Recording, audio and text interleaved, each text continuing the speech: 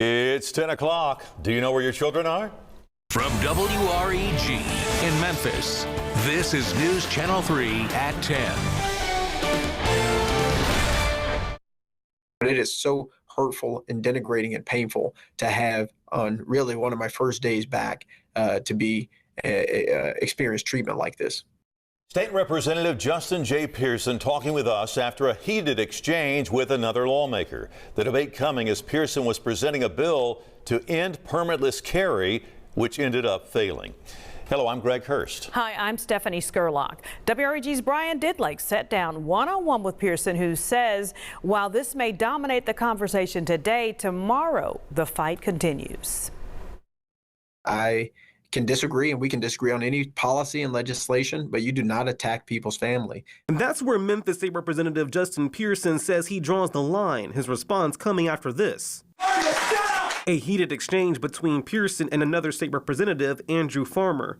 The debate starting as Pearson presented House Bill 1392, attempting to end permitless carry. We have the power to do something about the gun violence epidemic, and we don't just have to offer some empty thoughts and prayers. I know every member in this committee's been here this year working during committee, during session, voting on bills. Yes, sir.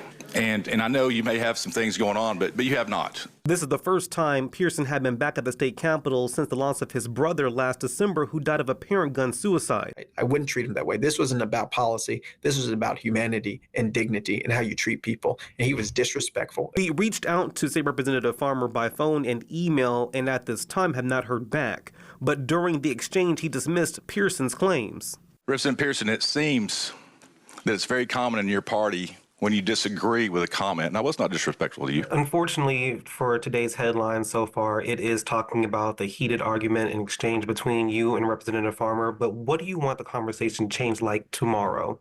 Look, the interaction between Andrew and I is one thing, but what I was arguing about and what I was fighting for is what was most important. The Memphis Shelby Crime Commission says a public opinion survey in January of last year stated 87% of respondents felt the city needs to come up with a way to restore the requirement that individuals have a permit with required training and a background check in order to carry a handgun in public.